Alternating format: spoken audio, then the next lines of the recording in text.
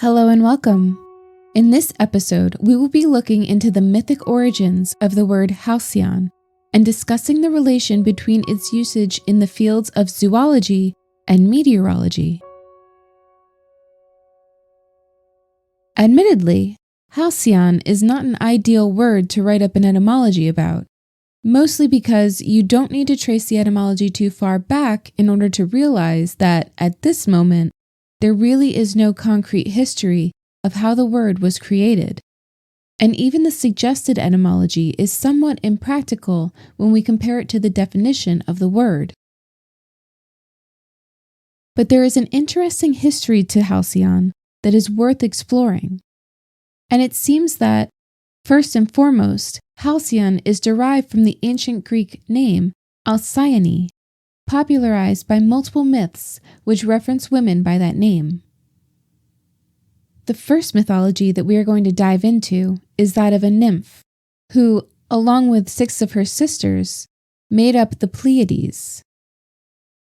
In lore, this group of nymphs, Alcyone included, were born from Atlas and an Oceanid named Pleione, and were said to be companions of Artemis, goddess of the hunt. As a side note, they are thought to be sisters to Calypso, the nymph who kept Odysseus detained on her island of Ogygia for several years in the epic poem, the Odyssey. So the myth goes, Atlas fought with the Titans against the Olympians in the war known as the Titanomachy, eventually resulting in the defeat of the Titans. For the most part, those who fought on the side of the Titans were banished to Tartarus, but Zeus punished Atlas by sending him to the western edge of the world and forcing him to hold up the sky on his shoulders.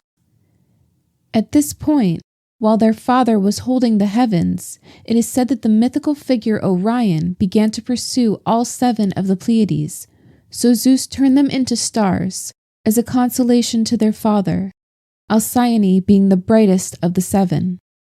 However, when Orion died, he was also turned into stars in a constellation which shares his name, where he continues to pursue the Pleiades through the night sky. Another version of the myth has the nymphs deciding to curtail their time on the mortal plane in mourning over Atlas's punishment, only for Zeus to immortalize them in the sky. The Pleiades star cluster can be found within the constellation of Taurus, where 6 of the 7 stars can still be seen with the naked eye, provided there is minimal light pollution.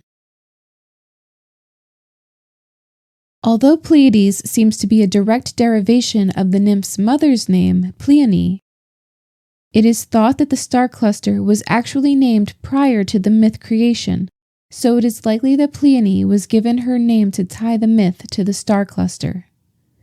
However, another suggestion of this etymology is plein, meaning to sail, a significant connection given that the position of the star cluster in the night sky was used to dictate the time of year when it was safest to sail the Mediterranean. The sailing season began with the stars heliacal rising and ended when they fell below the horizon, poeticized by Hesiod as, "If longing seizes you for sailing the stormy seas, when the Pleiades flee mighty Orion and plunge into the misty deep, and all the gusty winds are raging, then do not keep your ship on the wine-dark sea, but, as I bid you, remember to work the land." Alcyone herself has been noted to have consorted with the ocean god Poseidon, bearing 6 of his children, as well as a human, Anthedon, resulting in her son Glaucus, born a human, but transformed into a sea god, who came to the rescue of fishermen and sailors during storms. References to the sea come up when looking at the etymology of Halcyon, as it is thought that the first half of the word may be derived from the morpheme hals, meaning sea or salt. The case for this connection is made more compelling by the second myth that we are going to talk about. Another well-known Alcyone in Greek myth is the Thessalian princess, daughter of King Aeolus of Aeolia, which later became Thessaly. As a note, there seems to be some controversy about the identity of King Aeolus from this story. He is often confused or conflated with Aeolus, keeper of the winds, but this confusion dates back millennia, so it is unlikely that we will know definitively if these men are one and the same. In the story, Alcyone marries King Ceyx, making her the queen of Trachis, which also later became a part of Thessaly. Their marriage was a happy one, and the couple are noted to have loved each other very much, thinking so highly of one another that they referred to each other as Zeus and Hera, respectively. Zeus, however, was greatly angered by this act of sacrilege, so while Ceyx was out to sea on a journey to consult the oracle at Delphi, Zeus struck Ceyx's ship with a thunderbolt, resulting in his death. Meanwhile, back on land, Alcyone was praying to Hera daily to ensure her husband's safe return from sea, completely unaware of the fate that he had met.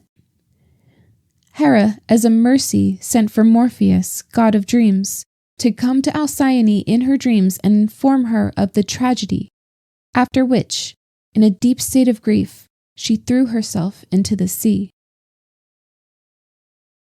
Out of compassion, after seeing how deep the love was between Alcyone and Ceyx, the gods changed both of them into kingfishers, which are small, brightly colored birds that live near bodies of water, also known as Halcyon birds, named for Our Leading Lady.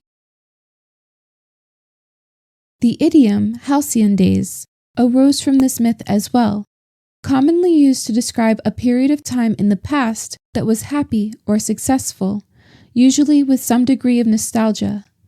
However, what it specifically references is a period of about 2 weeks in winter, where the sky and seas are said to be unseasonably calm. The myth goes on to explain that this occurs because Alcyone was only permitted to lay her eggs in winter, but they would always be swept away by the stormy seas. Seeing the great heartache that this was causing her, Zeus decided to give Alcyone 14 days each winter where the weather was calm enough for her to nurture her eggs so they may hatch. Aeolus himself held the winds back and kept the ocean calm during this time period. Remnants of this myth are found in the Latin names of many varieties of kingfisher, such as the Halcyone subfamily, including genuses Halcyon and Cytoceyx. There is also a type of coral called Alcyonium digitatum, or dead man's fingers, which Pliny the Elder suggested Alcyone used as a nest, although classically kingfishers are not known to use nests, but prefer to burrow in the soft earth near riverbanks to lay their eggs. Halcyon is a very peculiar word because it is used in several distinct and unrelated contexts. It can refer to a pleasant period of time or a time of wealth or prosperity, in addition to being a direct synonym for the halcyon bird kingfisher. However, halcyon is most commonly used in reference to calm or peaceful weather, a hark back to the tranquil halcyon days of the myth. What is interesting about the proposed etymology is that it really doesn't seem to allude to any of these meanings, at least not directly. Let's talk about why. Halcyon is said to be derived from Middle English Alcyone, which itself comes from the Latin Halcyon or Alcyone, literally meaning kingfisher. The Latin term is a descendant of the Greek halkuon, also meaning kingfisher. Unfortunately, this is as far back as we can reliably trace the etymology at this time. It is believed that this term halkuon comes from a pre-Greek language extant prior to Proto-Greek or Proto-Indo-European, making it very unlikely that we would ever be able to follow it back to its origin. However, there are some suggestions about what the roots of the word may be. They are just not considered to be canon.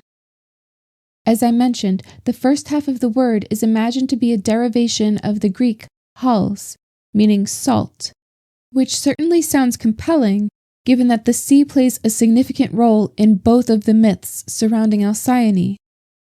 But of course, this has very little to do with the current definition of the word.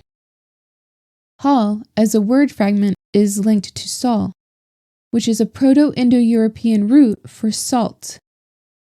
There are suggestions that the second half of the word is related to the Greek morpheme koeo, which means I conceive.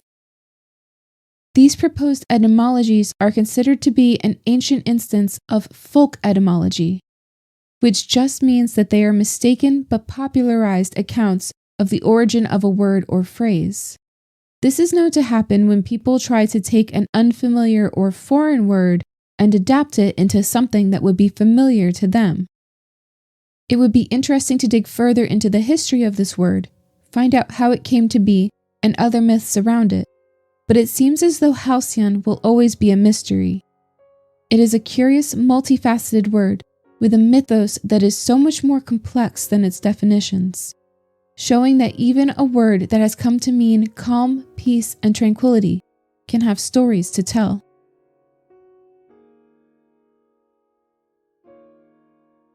Thank you so much for listening all the way through if you did. Please leave a like if you would like to hear more episodes. Also, feel free to leave a comment if there are any other words you would like to hear in the future.